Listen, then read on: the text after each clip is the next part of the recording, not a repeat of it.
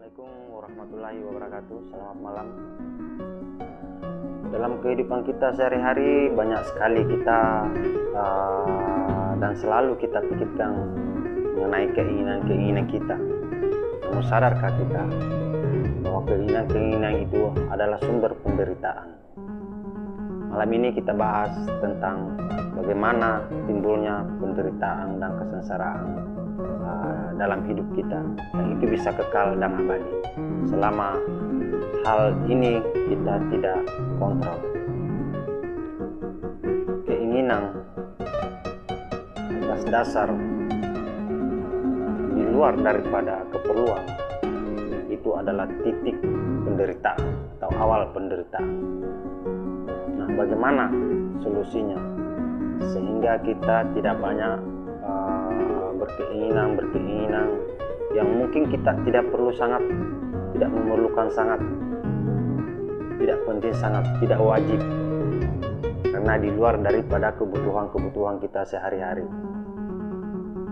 Jadi kita fokus pada yang mendasar saja, kebutuhan dalam rumah tangga, pekerjaan, transportasi, atau tempat usaha yang sesuai dengan kemampuan kita.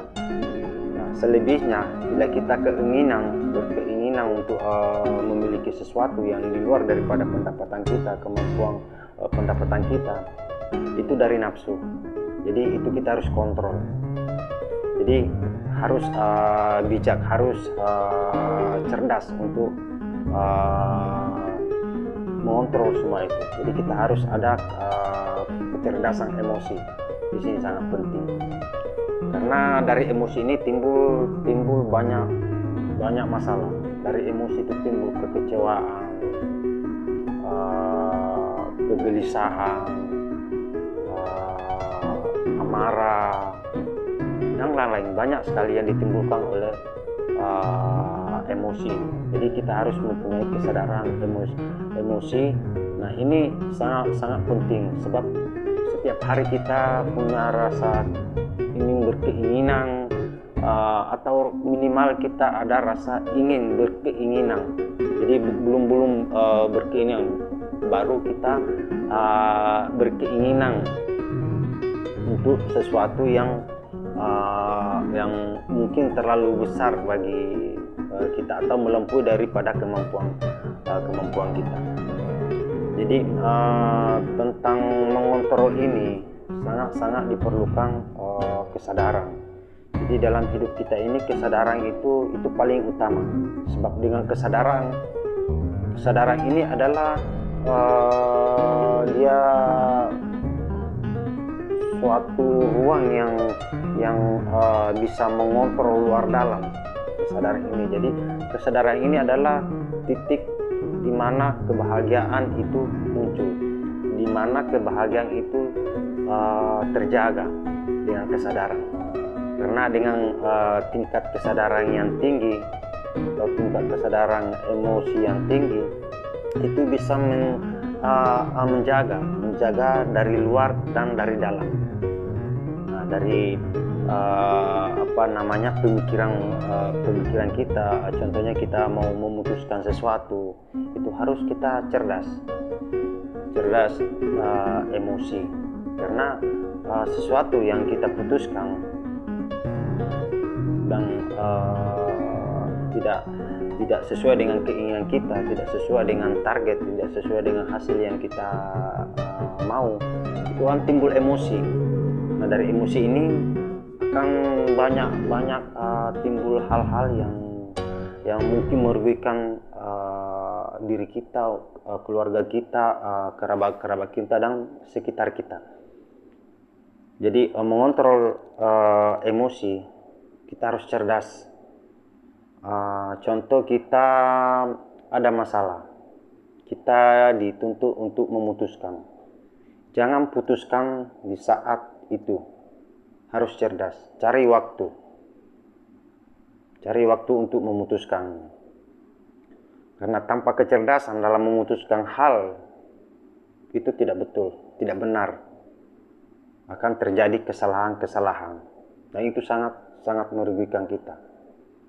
Jadi untuk kecerdasan emosi itu dia memahami di balik peristiwa atau di balik masalah yang kita hadapi. Jadi kita harus mengetahui efek kesan dari masalah dan dari keputusan yang kita ambil. Jadi pikiran kita itu sangat diperlukan untuk bekerja, untuk menyikapi permasalahan, atau sebelum kita melangkah atau sebelum kita mengambil keputusan itu kita pikirkan dulu.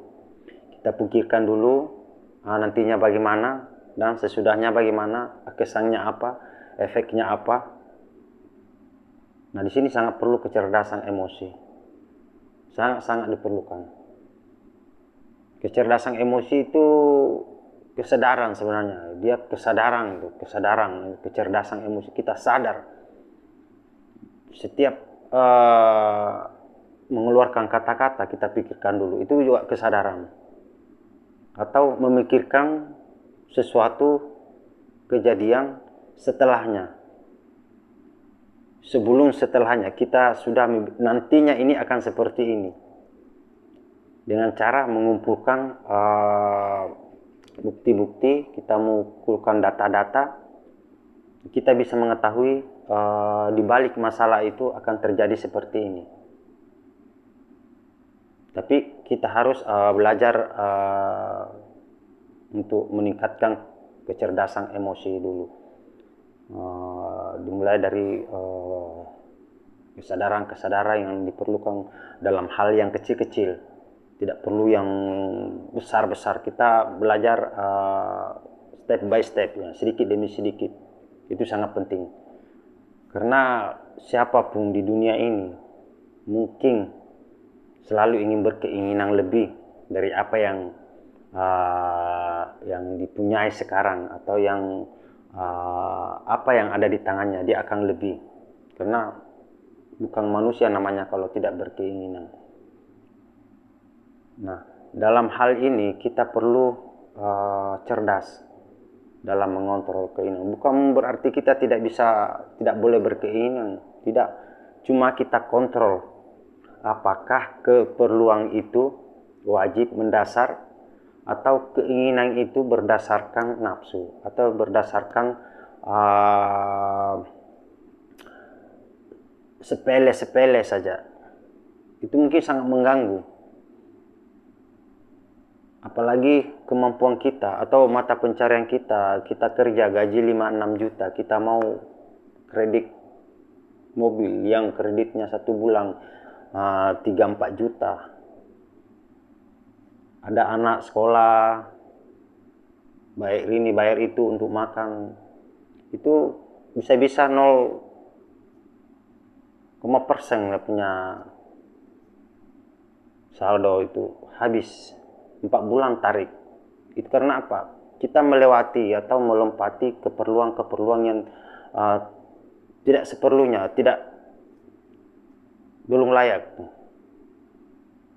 belum pantas. Jadi bagaimana kita harus kontrol apakah ini mendasar, wajib, atau ini tidak wajib, tidak mendasar, tapi pemasukan sudah cukup. Itu wajar saja. Tapi bagaimanapun kemampuan pemasukan kita, seberapa banyak pun kesadaran untuk mengontrol keinginan-keinginan, itu sangat penting. Tidak ada orang sukses yang banyak punya keinginan, dan tidak ada orang yang bahagia yang punya banyak keinginan. Mungkin di luarnya bisa tertawa, tapi dalam hatinya itu banyak kekecewaan. Kenapa? Karena tidak semua keinginannya tercapai. Mungkin 10 keinginannya hanya 1 yang tercapai atau 2. Berarti kesenangannya dengan kekecewaannya lebih banyak kekecewaannya, karena 10 banding 2. Ini sangat rugi, dan di sini kita perlukan kecerdasan emosional atau emotional equation. Itu sangat penting. Kesadaran itu adalah sumber kebahagiaan. Setiap mau melangkah harus ada kesadaran. Setiap mau mengambil keputusan harus ada kesadaran. Jadi keputusan yang keluar atas dasar kesadaran, bukan emosi. Emosi itu akan menghancurkan kita. Emosi itu sangat-sangat mengganggu, sangat-sangat berbahaya. Makanya kita harus benahi kita, tata hidup kita dengan kesadaran-kesadaran dalam setiap langkah-langkah kita ke depannya. Oke, Assalamualaikum warahmatullahi wabarakatuh. Selamat malam.